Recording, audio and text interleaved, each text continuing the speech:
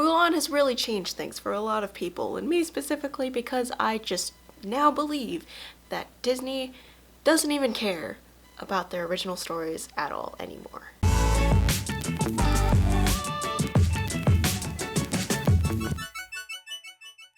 Hi, how's it going, everybody? Mulan really put things in perspective with me in terms of how Disney views their classics and how they're reimagining them.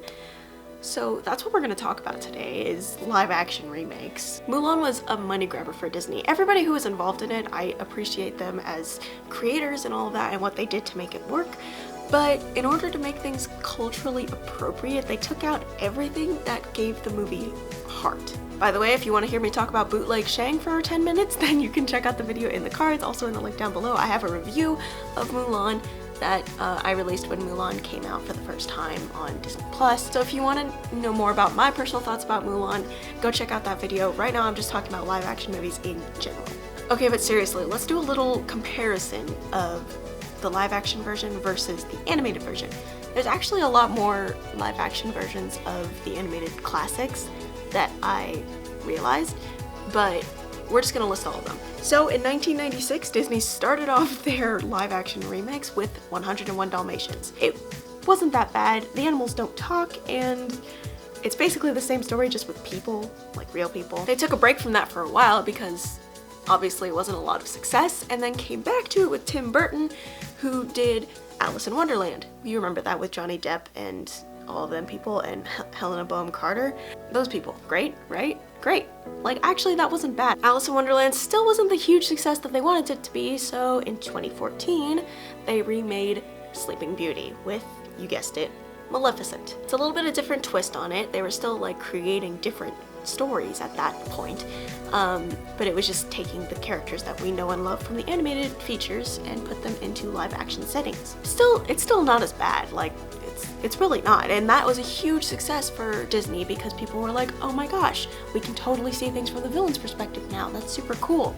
So Disney took it upon themselves to remake in 2015 Cinderella. I've talked with multiple people about Cinderella, and the general opinion about Cinderella is that either it's really good or it's not great at all. I'm on the side of I think Cinderella's really good. I really liked that reimagining of Cinderella. Also probably because I didn't really have a lot of emotional attachment to the animated Cinderella. When I was younger, my favorite movies were not Cinderella. It was like Tarzan and Aladdin and like Hercules. Those were my three movies that I would watch over and over from Disney. So that's the kind of child that I was. Maleficent is really when Disney decided, okay, we're actually gonna do this. So in 2016, they came out with Pete's Dragon and Jungle Book. Both of these not so bad. It's just a lot of CGI and very intuitive and influential technology was created for this, but it was just not the greatest. It wasn't the animated version. 2017, Beauty and the Beast came out. Everybody was like, this is the new Beauty and the Beast. That was basically the general consensus among people.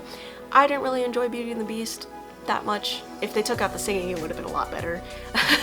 Not the singing in general, I'm just meaning Emma Watson singing. 3 out of 10 for me. 3 out of 10. 2018 was Christopher Robin, which was a little bit different, not as huge as a success that they wanted it to be. But in 2019, they got busy. Like really busy. Disney released Dumbo, Aladdin, Lion King, and Lady and the Tramp all in 1 year. And that's where the money grabbing comes in, really, in general. And then Mulan in 2020. So that's kind of the history of Disney's reimagined classics is what they're calling it on their, if you look on the Disney Plus watch page, that's what they're calling these reimagined classics. They're just live action versions of it. Or in the case of Lion King, it's just a CGI version of a traditionally animated feature. The general consensus that I have from looking at the live action versions versus the originals is that the live action ones are visually stunning and the technology is amazing, but they lack the heart of the originals. This is part 2 to a video that I made last year, I think it was, sometime around last year, about live action remakes and how we can make them better. If you want to check out part 1, go ahead and check that out right now, and then it'll make sense a little bit more as I go on and continue this conversation that I had last year. What makes the original animated classics so special is the animation medium. For example, the entire Friend Like Me sequence or the Bare Necessities scene. Master, you in luck, cause up your sleeves you got a brand of magic never fails. Don't pick the prickly pear by the paw. When you pick a pear, try to use the claw. Because it's animated, we can accept these obvious breaches to the laws of physics. Or even in the Friend Like Me sequence where they're just genies transforming from different animal to creature to child to adult. Like all of these things, we can accept them because they're in animated form. Also because Robin Williams is pretty great and amazing. But also in Bare Necessities, Baloo is like throwing fruit at abnormal rates and reaching new heights that no one else should be able to reach.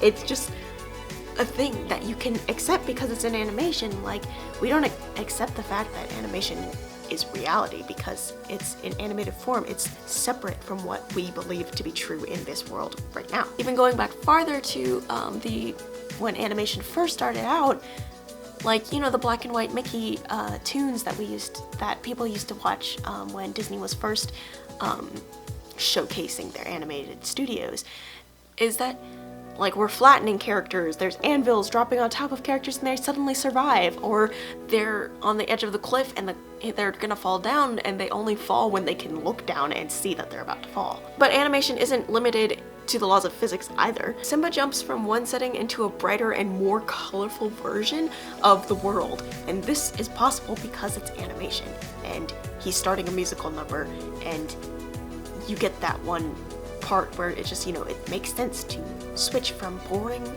desert Sahara to, you know, bright and colorful and jungle. Whereas in live action movies, there's only a certain amount of magic that we can accept in the world that we live in. The reason why is because most remakes are meant to be in the world we live in today.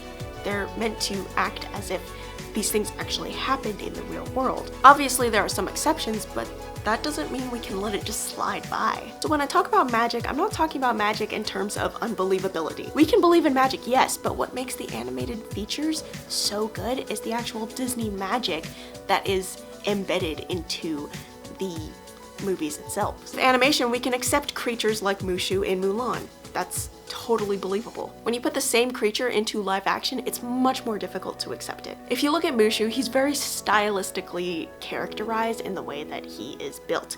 He has this huge head with the nose that should not be that big, and like his eyes are super cartoony, and then the rest of his body is like the size of my finger. Like, that's how thin he is. Like, this creature should not live in the world today and survive because his head is so big and like anatomically incorrect as an animal at large.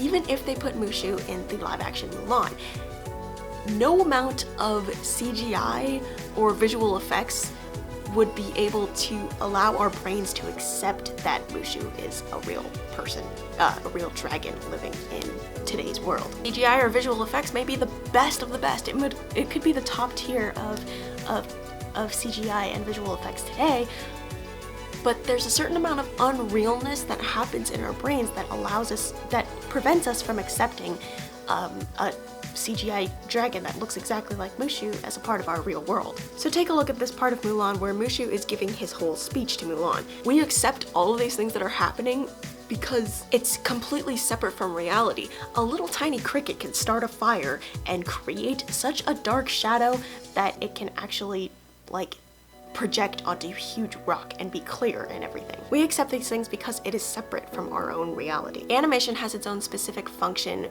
in the visual arts. Once you try and translate that into live action, there's a disconnect between Disney magic and the audience, which is not what should happen at all. If you're watching this video and are still interested in what I have to say for the rest of this video, consider subscribing to my YouTube channel. It really helps me out. I know that like 80% of my viewers are not subscribed to my YouTube channel, and that's a long number. So if we could like minimize that number, that'd be great and help me defeat the YouTube algorithm and create some of my Disney magic on my own. In part 1 of this video series, I mentioned that we could modernize the Disney classics. What if Pocahontas was set in Oklahoma? Obviously that's a bold move for Disney to make and a little bit outrageous, but just what if? We're just talking about theoreticals at this point. Modernizing Disney classics may be one answer, and I've touched on that in part 1 of this video, but another solution is just as easy. In fact, it's probably easier and cheaper. Maybe we should just stop making live action remakes. think about the amazing and powerful stories that came out of Disney recently. The most recent animated movies that came out are Tangled, Big Hero 6, Frozen, and Moana. When Disney was pressured creatively, they came out with beautifully animated movies with powerful messages attached to them. Right now, Disney is in a comfortable place creatively. They can keep remaking their animated movies. When they get pressured, that's when the real stories will emerge from it. If you like the live action movies, I'm not stopping you from liking them.